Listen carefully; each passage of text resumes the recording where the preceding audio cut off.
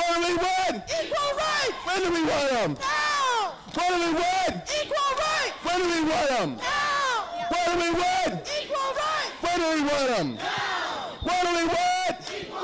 When do we want them?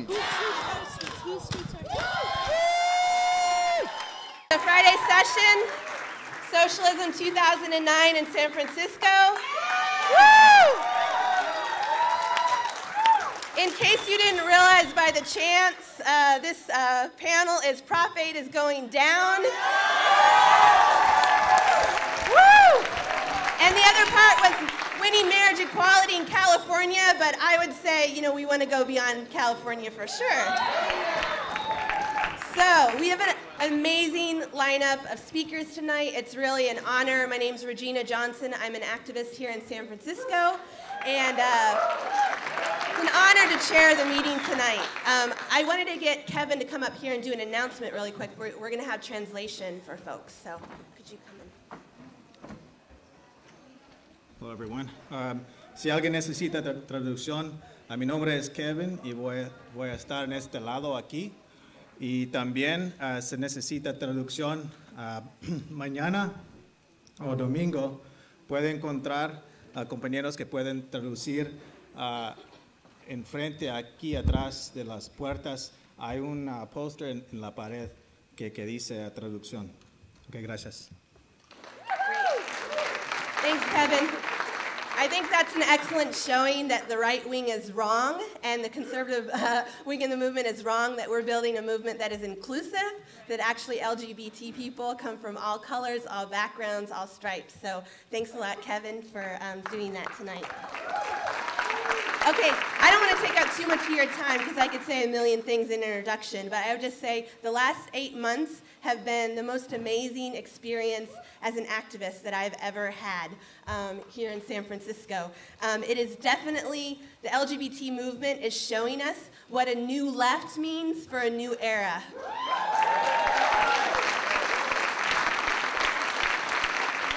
So that's about all I'm going to say for now. I don't want to take anyone's fire. I'm just going to introduce some really great folks we have on the panel tonight.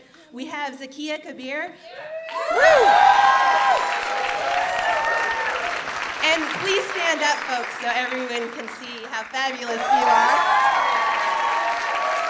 She is an activist from San Diego, part of the San Diego Alliance of Marriage Equality. She helped organize the sit-in at the County Administration Building in San Diego, where over 70 people sat in on decision day.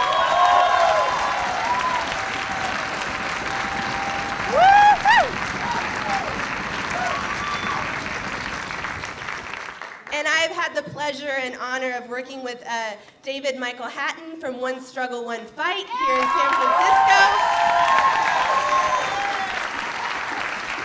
who I would consider a friend as well as a fellow activist.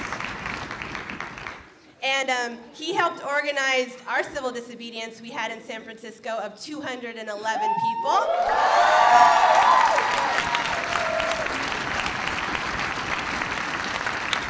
Shutting down Van Ness Street, which if anyone knows what Van Ness Street here, it is actually the thoroughfare that goes to the Golden Gate Bridge. We shut down that for hours. Great. So over here on my left, I have Lonnie. Lonnie Lopez is from Seattle. And he's a founding member of Queers Alliance Coalition. So give it up. Thanks, Lonnie, for being a part of this. And last but not least at all, we have Sherry Wolf, who's a longtime LGBT activist.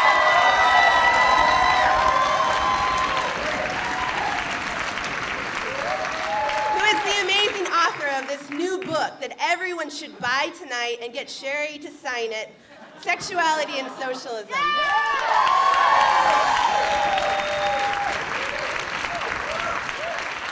Okay. So the way that it's going to work is everyone here is going to talk for a little while. We're going to be talking for probably about 50 minutes, and then we'll have time for discussion, questions, and answers and stuff. So first, welcome Zakia to the microphone.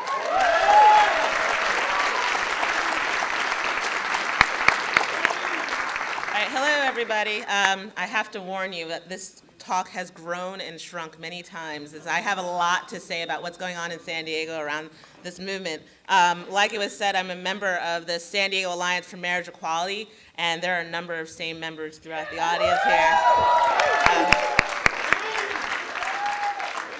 We formed just after the passage of Prop 8 and the huge November 15th march that brought 25,000 people out into the streets of San Diego. And San Diego is a conservative town, and we actually had the largest march, and we still don't have complete understanding of why that happened, but it did. We don't have a huge, strong left in the way you do here or in New York or Chicago, but large numbers of San Diegan same-sex couples got married in the brief time when it was legal. So I believe that the issue cuts quite close to home for them. Marriage Equality USA and SAME have been at the lead of the struggle for marriage equality in San Diego. Basically, if you're new to LGBT activism and you think door-to-door canvassing is the way to go, you go to MEUSA. And if you think that protest and direct action and visibility are more effective tools for change, you come to a SAME meeting. There's a handful of people that come to both, okay? And it's you know, the situation in San Diego is a little more complicated than that, but not really much. There's also the North County LGBT Coalition. San Diego is a huge county, so there's a great deal of people to the north of us who have their own organizing and a similar structure that we do. And I do want to say, because it's not the case in every town, that we actually work very closely with our local allies in Equality California and MEUSA and HRC. We're able to maintain our political independence, but we're able to work in coalitions with them very well, which I think has been a key to having a really strong movement down there. But SAME is based on the idea that all voices are valuable in this movement, and that the time for letting any organization, no matter how well funded, make decisions that affect us, or and without our say, that time is over.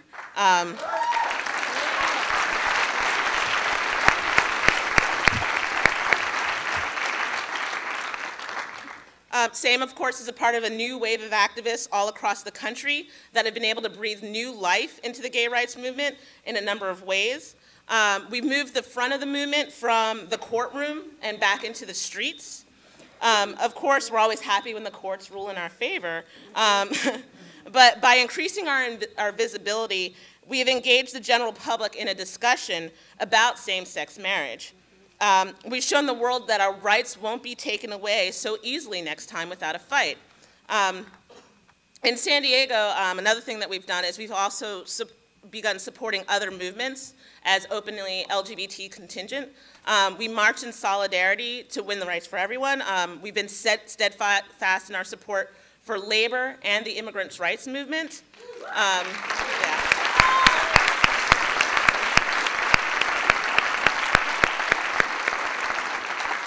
I don't know how many people are aware of the boycott of Doug Manchester's Hyatt. Okay, so people are aware.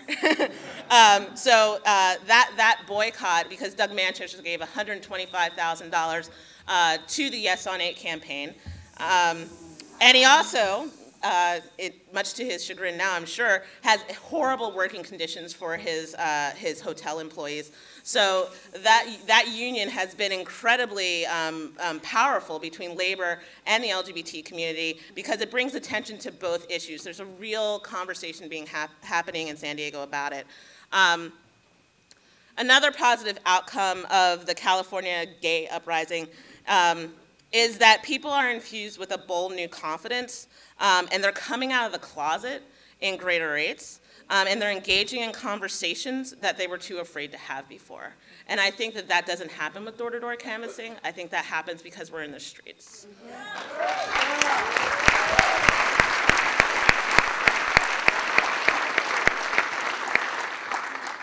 People who've never so much as participated in the march are now taking leadership roles within the movement. And a number of those people, joined us on the day that the members of SAME occupied the San Diego County Administration Building, clerk's office, and refused to leave until same-sex couples were issued a marriage license. And actually, half of two of those couples are here today, so give them a hand. They had to put up with a lot of cameras in their faces and had to do a lot of interviews that day, so they deserve the extra credit. Just quickly about how the sit-in came to be. Sometime in early March, and this was before the National Call to Civil Disobedience came about, our group voted unanimously to participate in a sit-in. The feeling is that we had already had 3 fairly large marches and rallies in San Diego, and if the courts had the audacity to say that it was okay to discriminate, then we needed to do something to directly confront the system. There were sort of 2 forces guiding our actions. There is the one side that said, in order to make this successful and actually safer for the people participating, we needed to be as open and as large as we could be. And then there was the other side that said we needed complete secrecy. Don't talk on the phone, no emails. Shred the documents that you've used. Use a secret code name to refer to this action. And of course, the San Diego County Sheriff's Department will beat the shit out of you. These were sort of the things we were contending with. And some of those concerns were important to have on our mind as we went forward, because what we were doing was not necessarily a walk in the park. But at times it did feel like we were actually planning the revolution. But you can see the dilemma of trying to do an action that is actually never spoken about in public. But thankfully, those who were arguing for openness won out in the end, because they found out that the One Struggle, a group called One Struggle, One Fight, was advertising everywhere and letting everyone know that they were participating in civil disobedience. So it allowed our action to come out of the closet as well. Just a bit about the sit-in itself. It was an amazing experience. At our height, there were 70 people in the room, but all day long, people came in and out. Some people sat for an hour or 2. Some people stayed for 5 minutes. The room was packed. People told individual stories that were incredibly personal about why they were there that day. And it was just, it's one of the proudest days I've had as an activist, and also one of the more emotional ones. I hope everyone gets a chance to hear a letter from a Birmingham jail while they're actually participating in an act of civil disobedience. Okay. So we didn't negotiate anything with the police in advance. We just cut them out of the they weren't on the listserv. That you know. So you think. Yeah. But around 4 o'clock, the Sheriff's Department started getting antsy, and they had given us a lot of latitude during the day, and they gave us the dispersal order: you all must leave, or you'll be arrested. And much to our, excitement, 25 people were willing to stay and get arrested, and many of them were people who were not a part of our original group that had planned this, and they were well aware of the consequences. They knew that they could potentially spend 6 days in jail, but they were willing to stand there for their rights.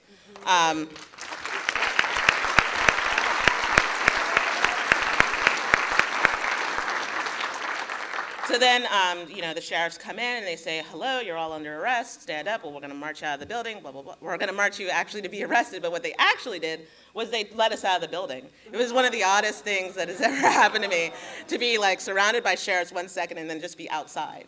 Like, what is going on? Yeah, but we've been told by people inside law enforcement that they actually did intend to arrest us all, and it's my belief that it was our numbers that kept that from happening.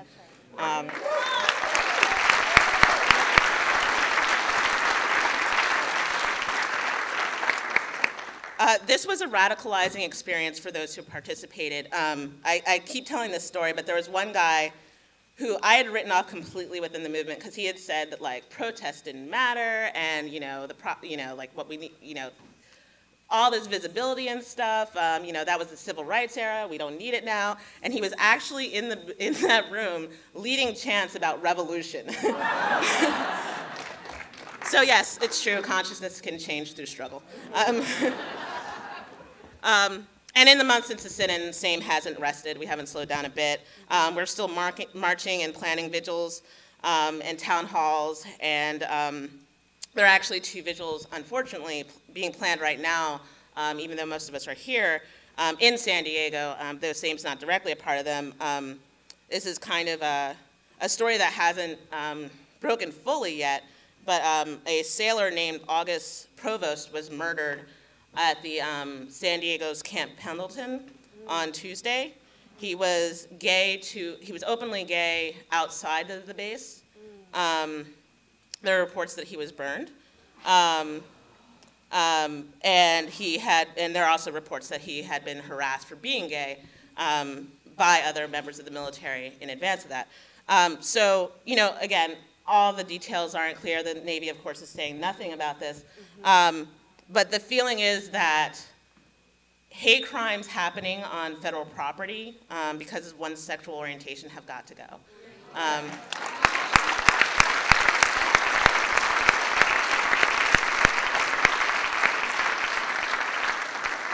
So that's just a small overview of what's happening in San Diego, and I feel like we're just at the beginning. The people have spoken. We're going to the ballot in 2010, okay? And for us to be successful, a massive amount of organizing has to happen beyond what we've done so far. We have to build coalitions, not only with other movements, but also with people within the LGBT community who might have different ideas about organizing.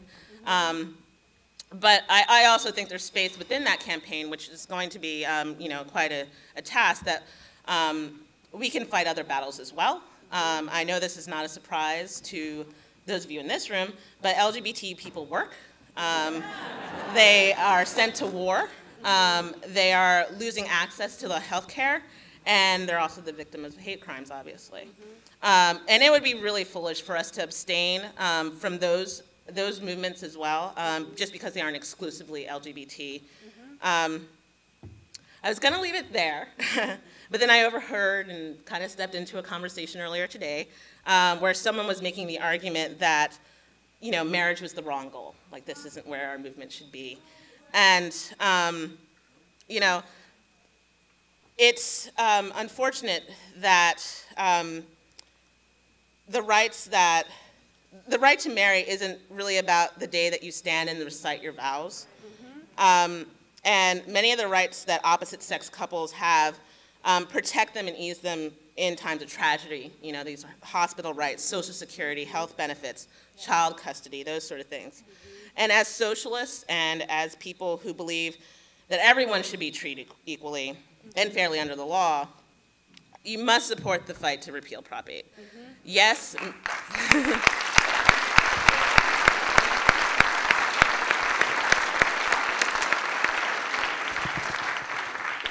Yes, marriage is a historically bourgeoisie, heterosexist institution.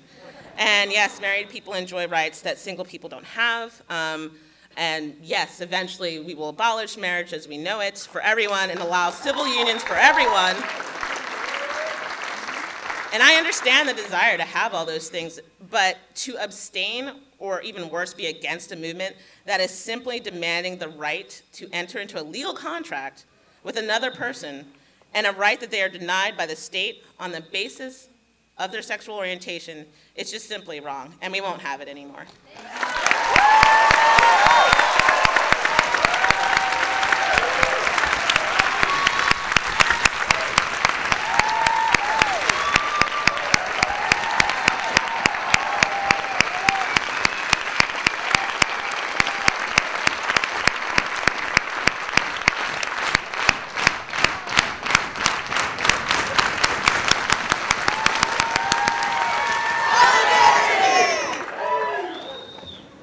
That was amazing. Thanks, Zakia. David will be our next speaker.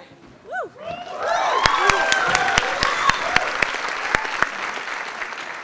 So I have to apologize. I got talked into speaking about 15 minutes before this started. So if this is a little scatterbrained, I apologize. but like Virginia said, I'm here representing One Struggle, One Fight. And for those of you who don't know about us, we believe in fighting for full equality for LGBT people, for equal protection under the law in all 50 states outside of California, and really, I think, turning this into a global human rights issue. We believe that we have to build bridges with other communities and other struggles. We believe that we have to find connections and look for connections and make connections with other minorities and oppressed people. We believe that direct action and civil disobedience and community mobilization are indispensable and must be employed if we can expect to win or make any progress at all. And so I'd like a show of hands. Who here was arrested with us at Van Ness Grove on May 26th?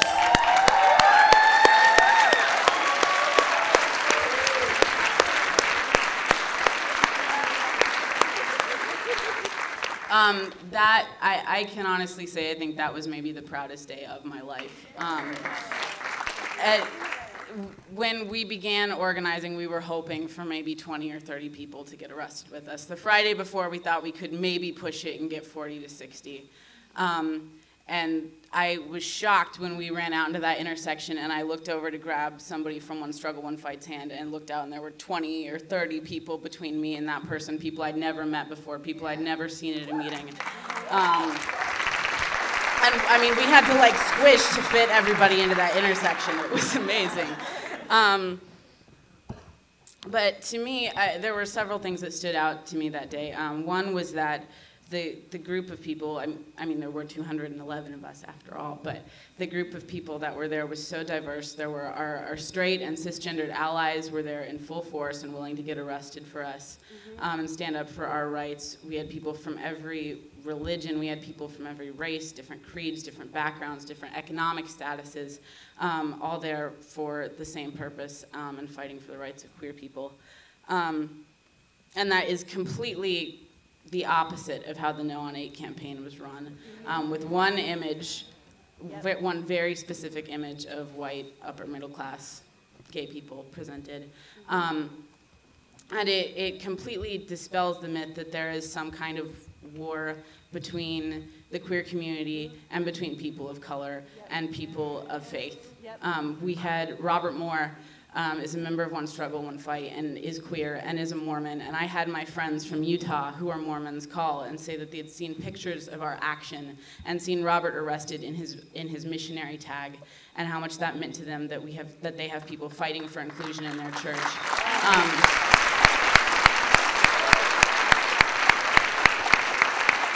And one thing I love about One Struggle, One Fight is that I can, as a diehard atheist, sit next to Robert, who's a Mormon, and we can fight for this together. Let's see. Oh boy.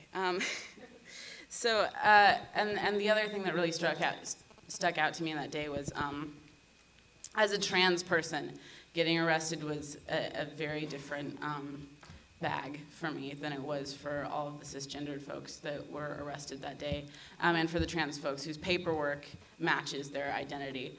I made the decision that day not to bring my ID with me, because even though the SF Police Department has some infrastructure set up to deal with trans people, I didn't feel comfortable handing that piece of plastic over to the cops and expecting that they would still validate my identity. So I was informed early on. First, the cops tried to talk me out of getting arrested.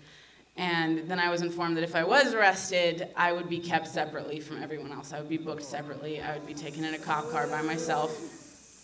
And I would be arrested last, away from everyone else, which is exactly what happened.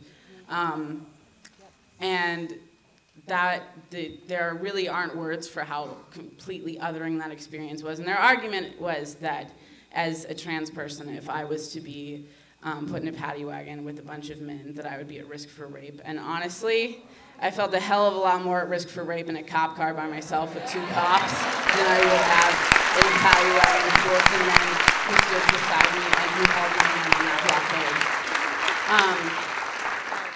But more than anything else, the images and the words that are going to stay with me from that day are when I was brought in. They had us kind of in these pens out back at the police station, and they brought me out by myself and led me over to this little like 3x3 makeshift blockade.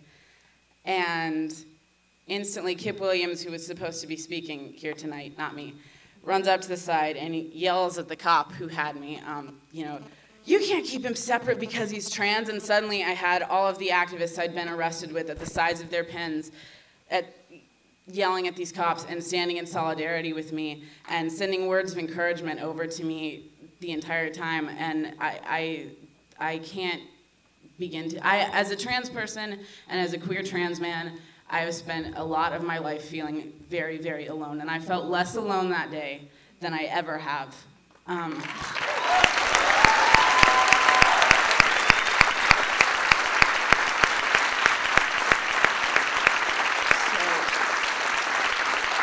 And that's really, that day was momentous for several reasons. For me personally, I've been involved in lots of different queer activism, and before I moved to San Francisco, was involved with much more mainstream organizations like HRC and EQCA, and constantly was having to deal with the transphobia in those organizations. This was the first time organizing in any kind of queer setting that I didn't have to deal with that I didn't have to constantly correct people on my pronouns, or, you know, or ask them not to use the word tranny in reference to me. And so what that day signaled to me, and what One Struggle, One Fight and organizations like SAME signaled to me, is that trans people have a place at the table. We have a place in this movement. Attitudes are changing about who we are and what we are and what we're doing.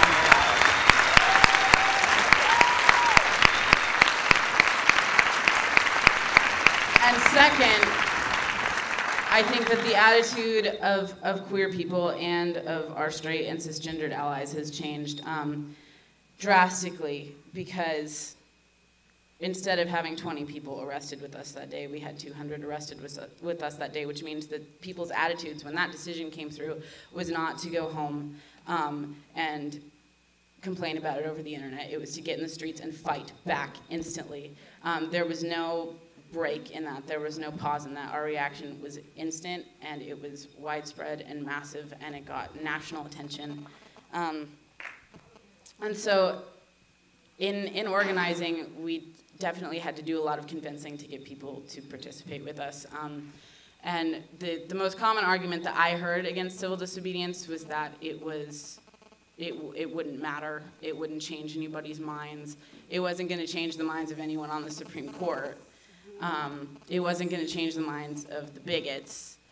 And, you know, and that's true. It probably didn't change those people's minds, but it changed how I felt about myself as a queer person. I bet it changed the lives of the folks who participated that day. I think it changed the lives of my friends in West Virginia who saw our action on the internet and instantly called me, and my friends in Utah. It gave those people hope.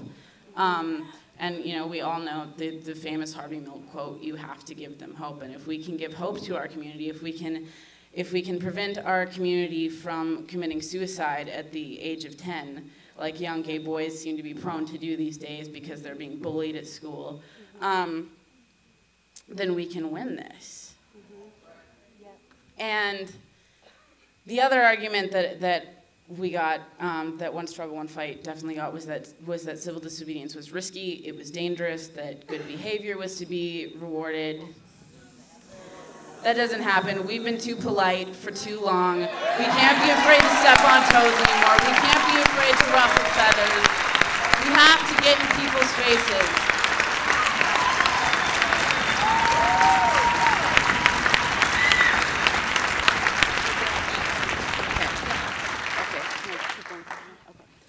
And really good behavior means staying in the closet, and I don't think anyone here is willing to do that.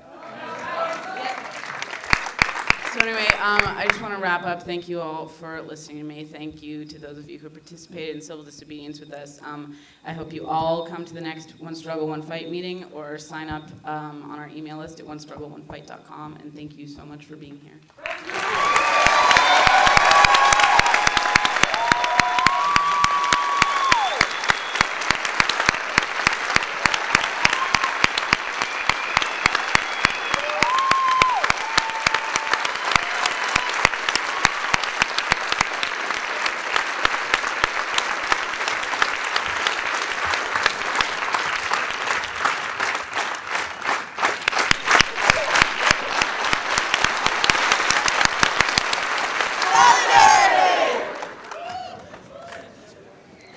was so amazing. I'm going to do this to David all the time.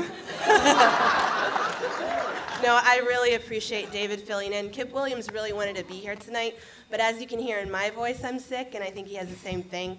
Since we've been on the street for 8 months straight, that kind of, gets you whatever.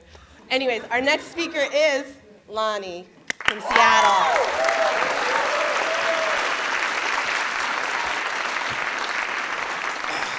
Yeah, I'm supposed to talk about our experiences up in Seattle, but I just wanted to mention that Prop 8 is hits really close home to me because I'm originally from Bakersfield, California, and if you know, it's about 100 miles south of Fresno. My first gay pride event, we didn't have marches back then, but the event was about 12 middle-aged people outside the Liberty Bell. I think I was the only one under 30, and about 3 or 4 of us had paper bags on our heads because we were afraid of being fired. But I am happy to report that on D-Day this year, they had actually dozens of people rallying at 3 different locations against Prop 8. So, as I've been told, they're radicalizing. I moved to Seattle in 2003, and when I saw the movement picking up around marriage equality, picking up back then, I started going to rallies and protests, and strangely enough, every rally and protest I went to, I saw the ISO. And I kind of figured, these people keep showing up to everything that I'm interested in. I want to fight around. So I said, this is, I guess, the organization that I need to be involved with.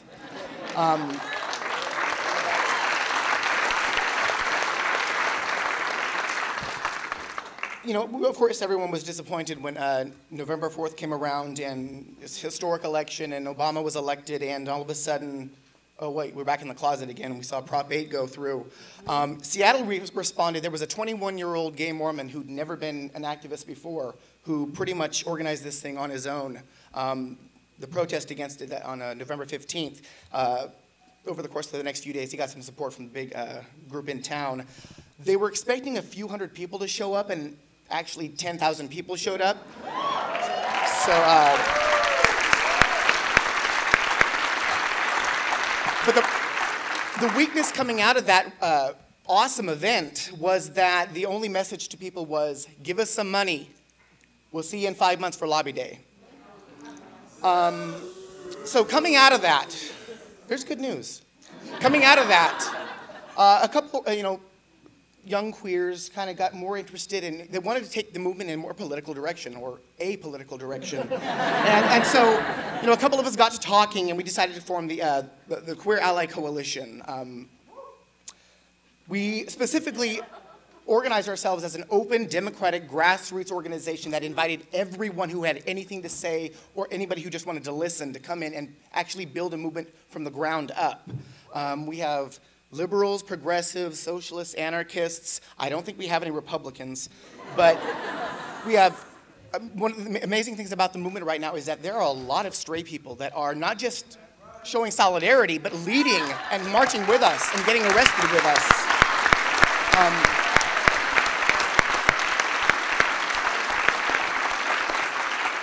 And we've actively made an effort to include every face in our community. We got tired of seeing the same old faces over and over at every rally, boring us with their monotones. And so, we brought, young women who were, new people to organizing. People who have never been to protests are now leading protests. Our first event was the January 10th, the anti-DOMA protests that all over the country. And just some of the excitement and hope that was still, carrying on at that point. The guy brought a huge sign with Obama with a milk quote, "You gotta give them hope."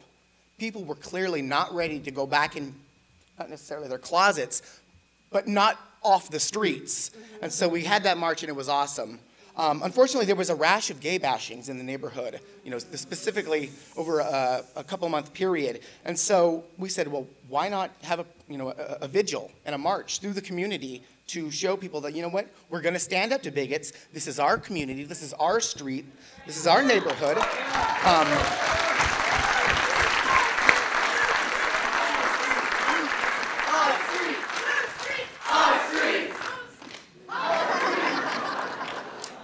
Strangely enough, as we marched past the Egyptian Theater, the movie Milk was showing. And actually, as we got in front of the theater, the doors opened up and these people came out and saw a real-life gay march.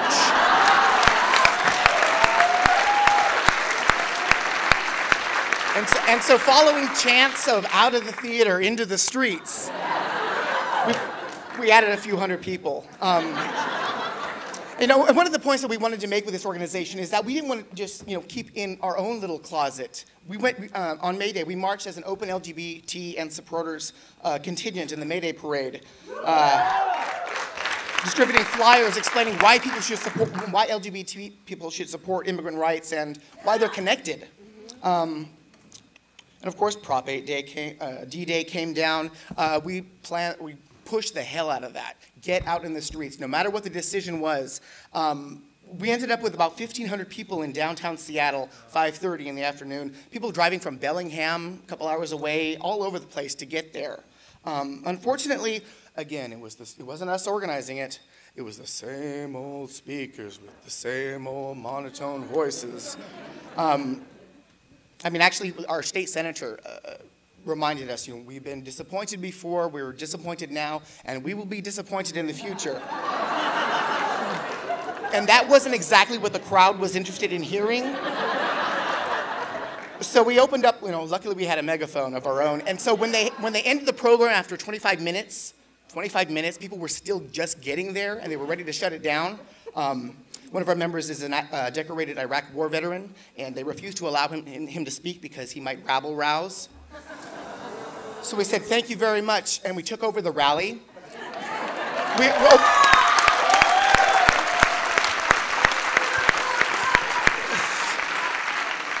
We opened up the megaphone, and people just came up and they vented. They were disappointed, but they were also pissed off, and they were also ready to do something about it. We staged an impromptu march through the streets of downtown Seattle. If you know anything about the Seattle Police Department, they're not very friendly to anybody who...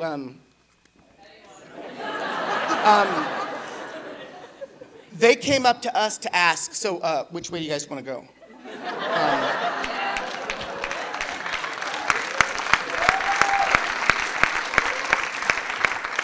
A few weeks ago, the Westboro Baptist Church, the Phelps Gang,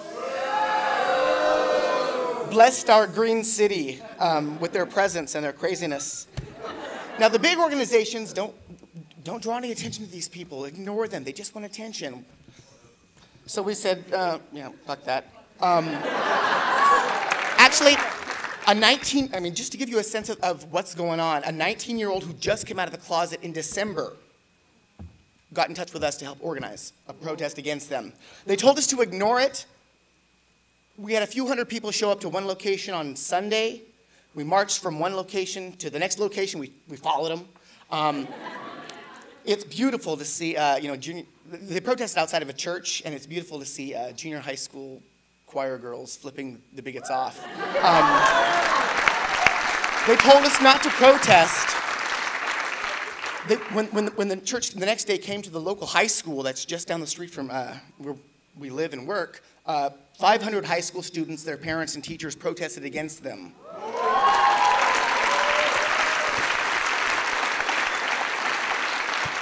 And I'm happy to report that the Westboro Baptist Church got no donations, they got no new members, nobody even paid attention to them because we were the story. Now, right now, we've kind of got a little Prop 8 redux going on in Washington. The strategy for winning marriage equality in Washington over the last few years has been the staged approach. A few rights here, a few rights next year, and then just this past legislative session, they did everything but marriage. They can't call it marriage because we have a DOMA in our state. But they did everything but marriage, everything but the name. It's interesting that they've been fighting for everything but marriage. And so the right wing is trying to take that victory back. They're having some kind of referendum where if they get enough signatures, it'll go on the ballot. And unfortunately, the big rich organizations are pretty much duplicating the failed strategy from here in California. So we're coming up with a plan to actually do a fight back. We're still developing that. They have a couple weeks to actually get enough signatures to put it on the ballot.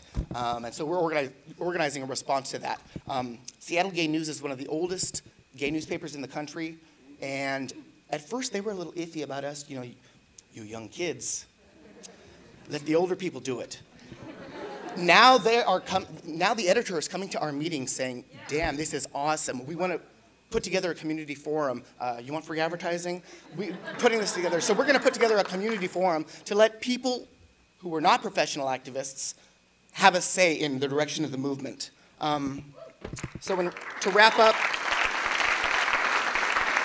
we have a lot of work cut out for us in the next few months and years, and as long as it takes. I've been a gay activist for about over 15 years, and right now I've never been more excited and more proud to be a part of the movement. It's amazing.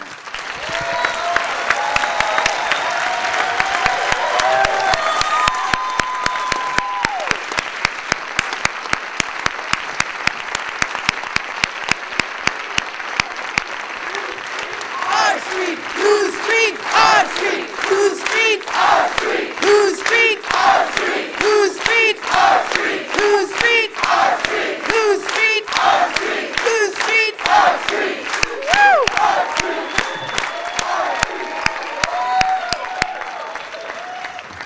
You guys are awesome.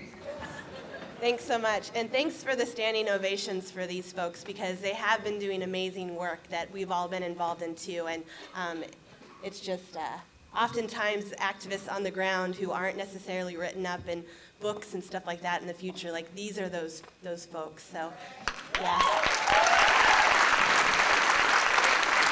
But speaking of books, next we have Sherry Wolf, and I'm so excited. So yeah, give it up. Sherry's going to speak for about 25 minutes, and then we'll have time for discussion. So be thinking about questions and things you want to say during the discussion. So welcome, Sherry Wolf.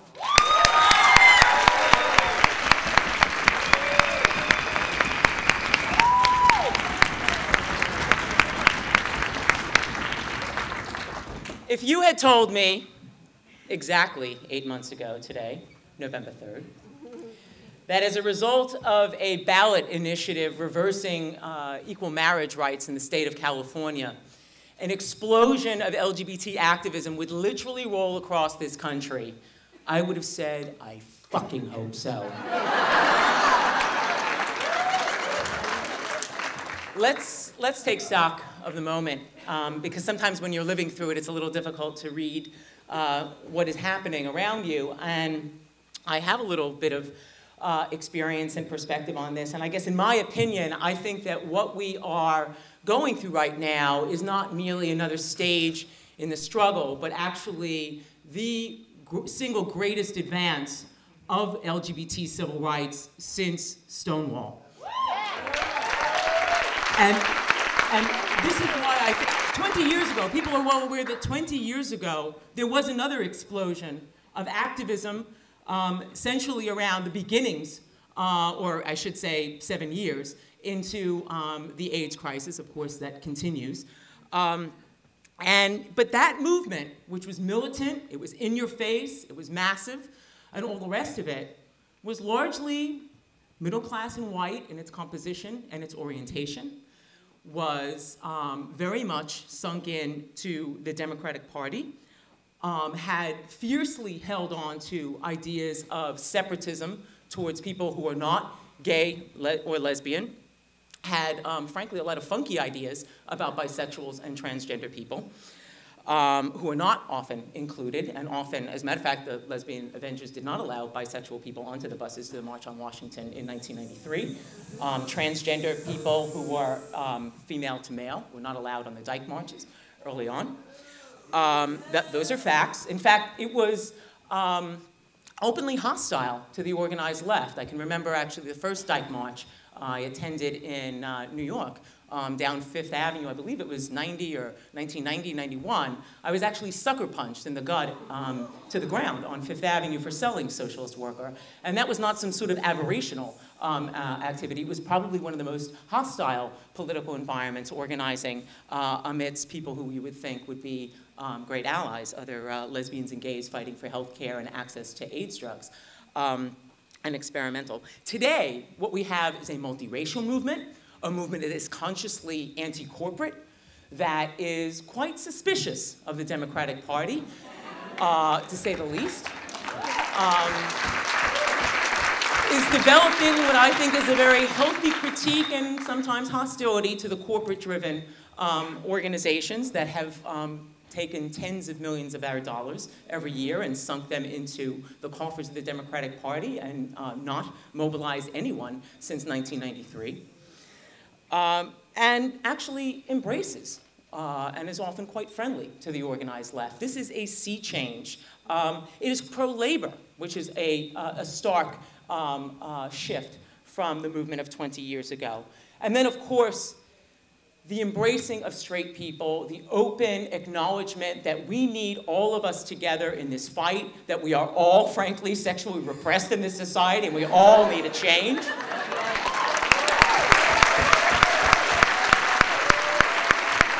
You know, I don't know if the brothers and sisters in One Struggle, One Fight know this, but the name of your group, which of course is taken from the chant that people were using earlier, gay, straight, black, white, one struggle, one fight, actually originated from that earlier era 20 years ago. In fact, it was a chant that was raised by the ISO in New York during the AIDS protest.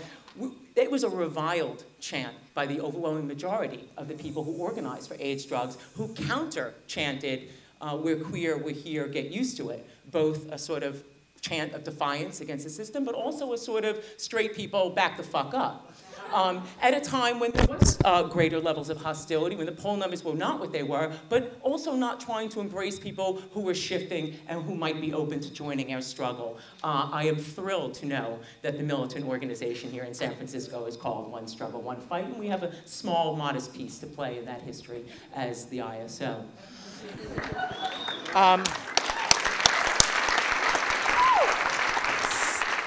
Something about, it is, of course, also worth mentioning the poll numbers, which are just startling and wonderful. The Harris poll now saying that 70% of the population has a friend, a coworker, a family member who is openly gay, most of whom have said that that has shifted their opinions dramatically. 89% of the population for ending discrimination against lesbian, gay, bisexual, and transgender people in the workplace. Newsweek has just come out with a poll showing even higher numbers than the Harris poll. And frankly, I used to work in advertising.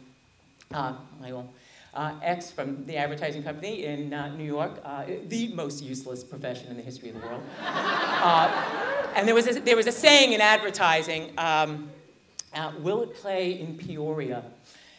Peoria, Illinois, for those of you who don't know, is sort of the anti-San Francisco. It's sort of supposed to be the sort of template for every town USA, the place where people who are transgender would certainly not, think to walk the streets, where outre is really out, where it is supposed to be the quintessence of normative. Well, even in Peoria, this movement has reached. In fact, when some bigoted bar owner put up a sign after he noticed that gay people were starting to hang out in his bar, it said, "This is not a gay bar," dozens of people from Peoria said, "Fuck you, we're coming in, we're integrating this bar."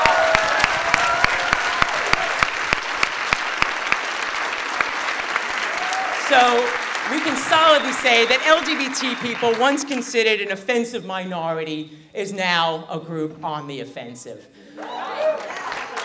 I want to talk about three dangers in the current struggle, because we should talk openly amongst ourselves about what we're facing, because we are up against some opposition. And the first of them I want to talk about is the notion of inevitability. The feeling that now is one state after another, my God, even Iowa, which surprised us now twice this year, right? Wasn't the lily white state that first gave Obama his vote and gave people an idea that perhaps white working class people in this country would vote for a black man for president? And then, of course, passed marriage equality, ensuring in the minds of every Californian that Jesus Christ, if Iowa can do it, we certainly can. But the notion of inevitability, I think, is something that we need to deal with, because there's a great deal of excitement, and there's a sense that, well, we have the wind in our sails. It is inevitable now. This will happen, whatever we do. We've done our protests. We've said our piece. The poll numbers are with us. My God, Dick Cheney has come out of his bunker. Even he has said he is for marriage equality. And that idiot who was advising McCain has come out, you know, the Republican consultant. This is not because somehow they have had some massive change of heart. It is because of what we are doing. And without the self-organized, self-conscious intervention of people in this fight, there is nothing at all inevitable about it. Let's remember, in California, only 2 months before the vote, in November, the poll numbers were actually on our side. And it was the other side that used street heat, that had a strategy with less money, I might add, and that took seriously going into the Latino and black neighborhoods, into the churches, talking to people, making arguments, and they won and we lost. There is nothing inevitable about this fight. Take a look at the employment, the EFCA. I'm sorry? No,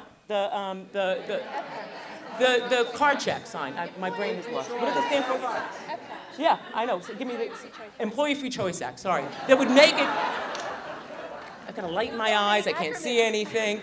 Employee Free Choice, which would make it easier for people to join unions by simply signing on a card. A majority signs on, you're in a union, not the kind of crap that takes years and struggle to get to. It was thought before the election that it was inevitable that this was going to happen. I mean, after all, the trade unions poured $350 million into this campaign. And where is that fight now? There is no struggle to make that a reality. Nothing is inevitable without a struggle.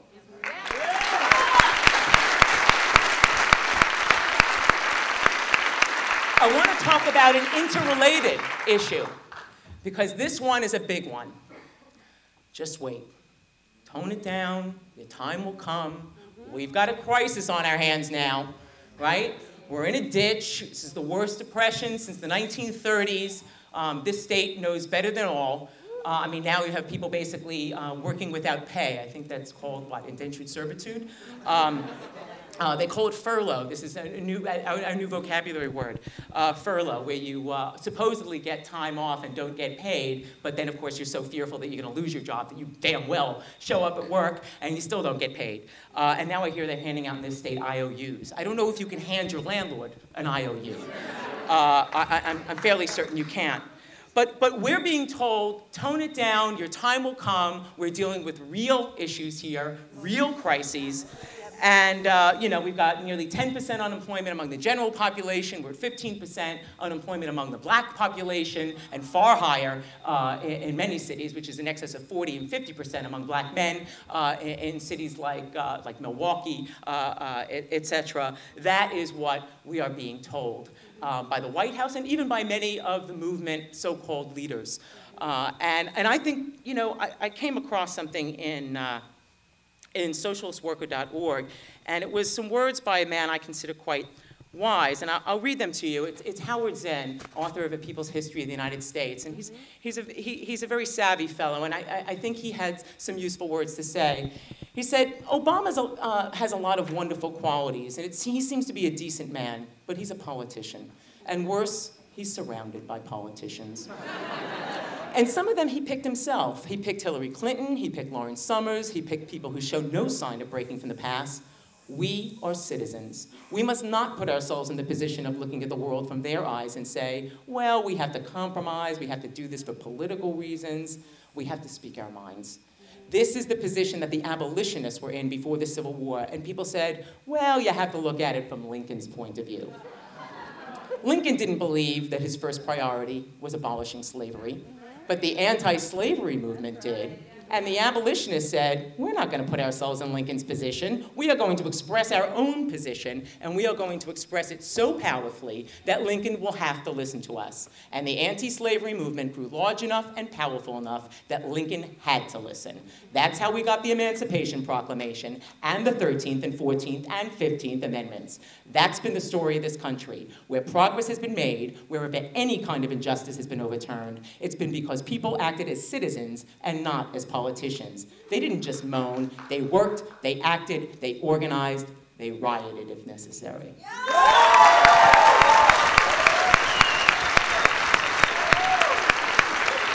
The other thing we are told, in addition to wait, is tone it down. Tone it down. Don't go for the whole deal. In the state where I live in Chicago, There's actually a gay representative, nice man, met him, Greg Harris, lovely fellow. He wants to push for civil unions, a sort of marriage apartheid. He says, well, that's what Vermont did 9 years ago, and therefore that will be the route that we will go. And it's not just that they push for this marriage apartheid, back of the bus, or I guess middle of the bus compromise, but they call it, if you've ever actually, I don't usually read legislation, I'm a socialist, like, oh, it's open, whatever. But I did look at the legislation, what does it actually say? And the thing is called the Religious Freedom and yada, yada, yada, and something about civil unions. I was like, religious freedom? And then you read the thing, and it's all about how preachers and ministers and priests shouldn't be forced against their will to marry people. It's like, they don't need a law for this. Never in the history of this country has anybody been forced to officiate at a wedding if they didn't want to. Why are they writing this into legislation? And to show you how removed from reality some of these people are, they added to it that even, like caterers should not be forced to work at gay, and like, caterers? Is there anywhere in this country where there are caterers who will not work at a gay wedding? Are there straight caterers?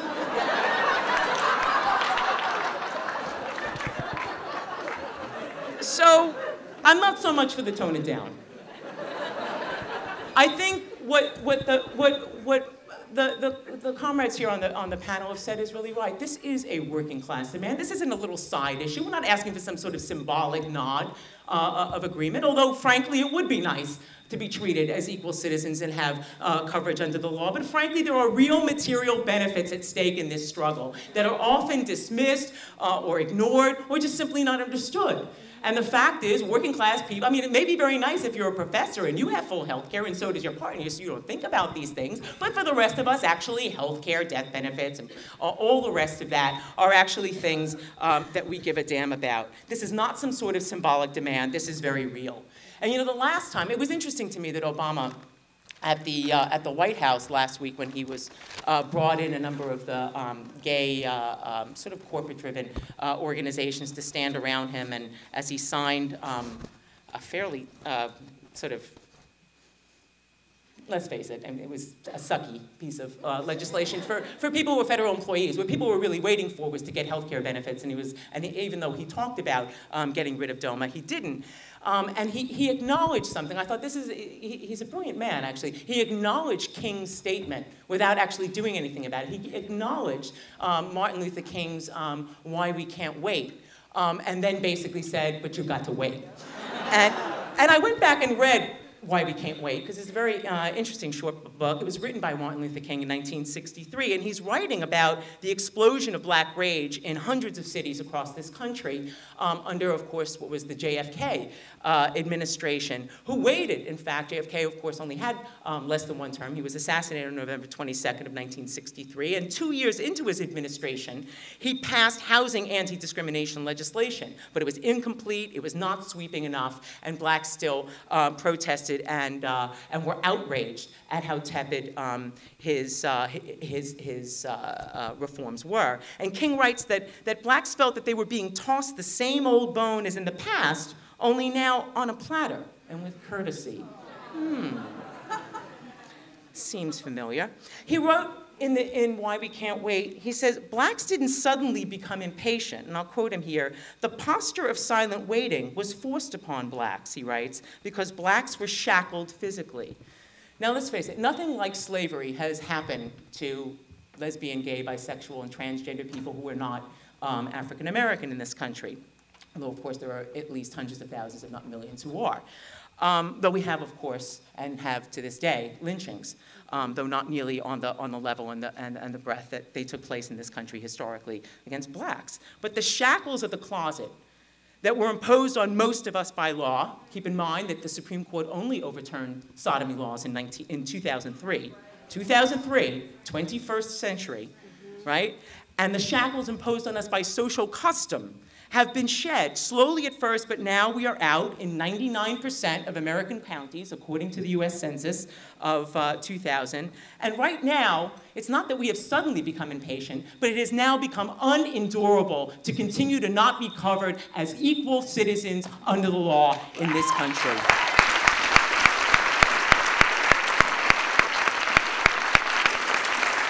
And for those who rankle a little bit about equating the fight for LGBT equality with black civil rights, I think it's worth taking a look at what Julian Bond had to say. Because he is, of course, a long-term black civil rights activist. He used to head up the NAACP. And what he said about it to blacks, I think, is very interesting. He said, we should be proud. We should be proud that our brothers and sisters who are not black want to use our movement as a model. Because you know why? It won.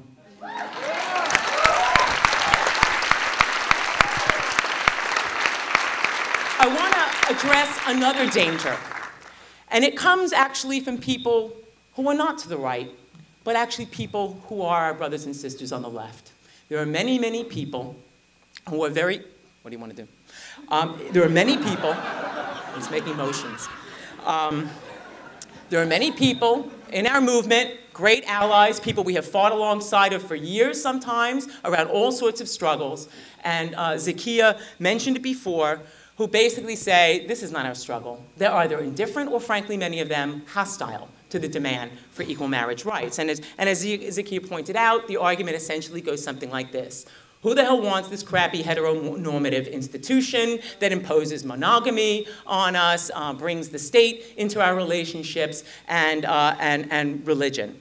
Now, we socialists are sympathetic to all critiques of monogamy, religion, and the state. After all, we are for smashing the state and ending the imposition of the traditional family on people. And of course, we are for single-payer universal health care in our lifetimes as soon as possible.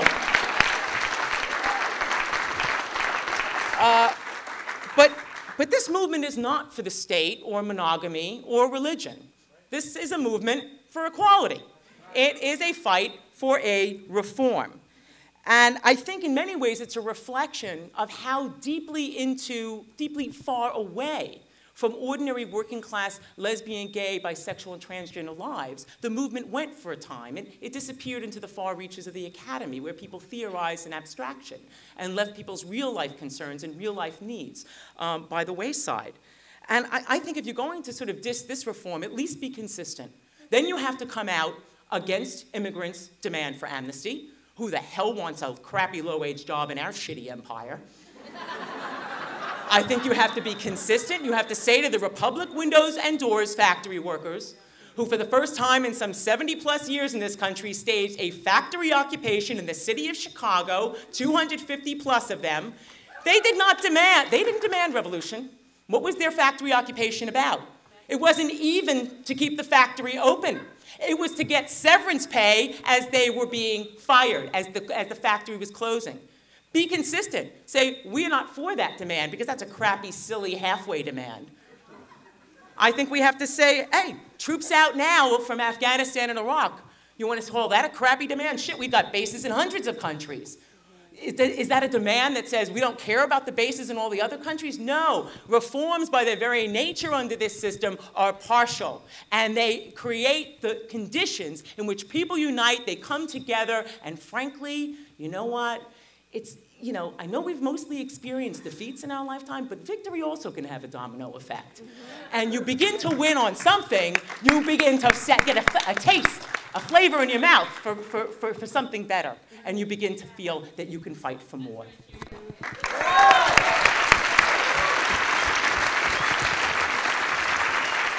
Another part of this argument is that it is narrowing our agenda. And frankly, I just think even what has been set up here speaks volumes about how that is just simply untrue. It has actually broadened the horizons of our movement and of the American society overall, I'm happy to say, about the struggles of LGBT people. We now have more people demanding an end to this noxious abstinence-only education in our schools, which is leading to a 49% rate of new HIV infection among young black men.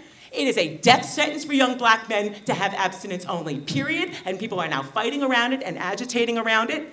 It has now given us a taste for an all-inclusive, which means transgender, people-inclusive Employment Non-Discrimination Act, because it is simply outrageous, outrageous that in 30 states in this country, it is legal not to be hired or to be fired for being gay or lesbian or bi, and in 43 states, perfectly legal not to be hired or to be fired for being transgender. or being suspected of not being fruitful enough for a girl or masculine enough for a man. Fuck that shit. We are now fighting for more.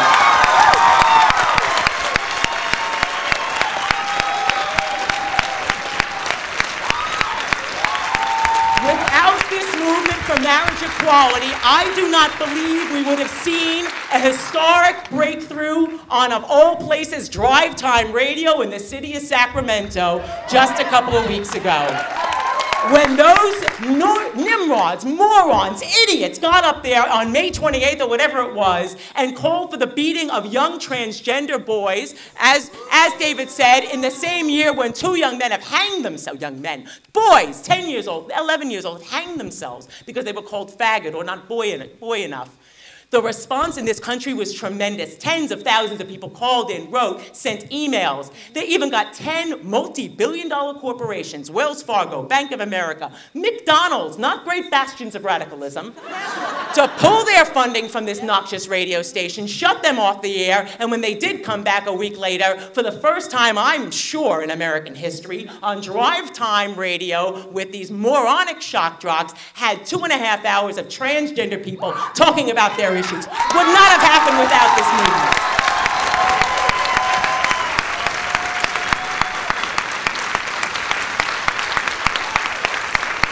And if you think we've heard hostility to marriage equality, I am sure that hostility or that indifference carries over in some circles to the issue of don't ask, don't tell. Because, let's face it, people say, you know, this damn empire, that army that murders people across the globe, that has destroyed people's lives from one end of the planet to the other, that is a means through which the US empire imposes its will everywhere. Why would we want gay, lesbian, bisexual, and transgender people serving in it? We don't. We don't want anybody serving in it. But it happens to be the largest workforce in the United States. 3 million people are in there, and tens of thousands of them that we know of are LGBT. And it is not a matter of indifference to us whether or not the largest workforce in this country, run by the federal government, has institutionalized segregation, oppression, and lynchings of gay people. And when Obama does lift this noxious don't ask, don't tell, and I have a feeling he will, because that's one reform they really want. They don't care. Queer boots on the ground are just fine for them. And it basically says to the country that gay people can kill and be killed for the empire.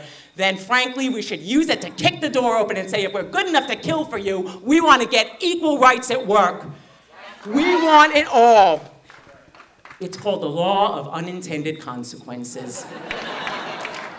So I just want to take the last couple of minutes to say where we go from here. Because obviously we are fighting in an era in which, hello, there's hope. Despite this crappy economy, despite all of this, I think the inspiration and the hope that people feel is very real. It's wonderful. It's inspiring. And of course, as I said before, people without hope don't fight. They're paralyzed. And we as socialists are hope mongers. And I think that we have to get our heads around this country. I heard somewhere, somebody was telling me, I think Dave Zirin was telling me that Naomi Klein has this great quote about Obama, that with Obama, the best thing about him is also the worst thing, because he's so malleable. And the problem is that right now, the only people trying to shape his policies are the people at the top of society with these sort of no banker left behind policies. But we have to understand. We have to understand what this contradictory situation opens up for us. Because at the same time, as he says one thing, he also says the other. What happened on June 1st is not a point of indifference to us. Here is what the President of the United States, the wealthiest and most powerful empire in the history of the world, had to say. 40 years ago, patrons and supporters of the Stonewall Inn in New York City resisted police harassment that had become all too common for members of the lesbian, gay, bisexual, and transgender community. Can you imagine the President of the United States used the word transgender?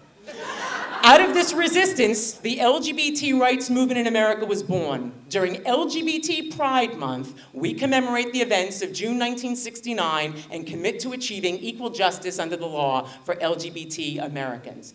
That was his declaration on June 1 to make June LGBT month. And not 10 days later, his own Justice Department equated marriage equality with incest and all sorts of other things. Outrageous, outrageous. But the gap, the groaning gap that exists between the statement for LGBT Pride Month and a friend of the court brief that basically keeps in place DOMA, Defense of Marriage Act, in that gap, that is something we can drive a movement through. And that is what we must do.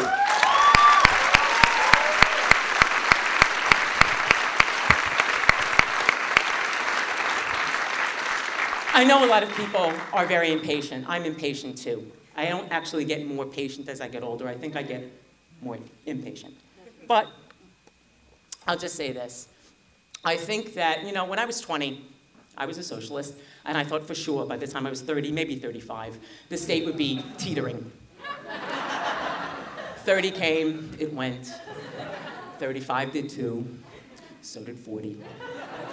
Not yet 45. But you cannot say that nothing has changed. You cannot say that this is not a magical moment, that of all the shit that is coming down in this country right now, this movement, who would have thought, the lesbian, gay, bisexual, transgender, civil rights movement has given hope to immigrant rights activists, to labor activists, to all sorts of people that you can fight and you can win and you can pressure these bigots. We can make change. We need to keep with it. We need to stick to it. We understand it's a long-term struggle, but there are moments in that struggle. There are moments in that struggle that are a little bit different. We cannot say, oh, hey, I gave the best semesters of my college career to the struggle and it didn't pan out. This is going to be long-term, but there are moments like now when history can take a catapulting leap forward and we can push through the door and win full civil equality for ourselves in this country. It's not like the oppression will end. Blacks have had civil equality in this country for some decades, and we cannot say in any score that racism is over. But imagine what it will be like when we force the hand of the President of the United States to get up there finally, sign an executive order, and add LGBT people to the 1964 Civil Rights Act and end this bullshit once and for all. We need to get out there at the March on Washington in October, bring our demands to the seat of power, and make this happen.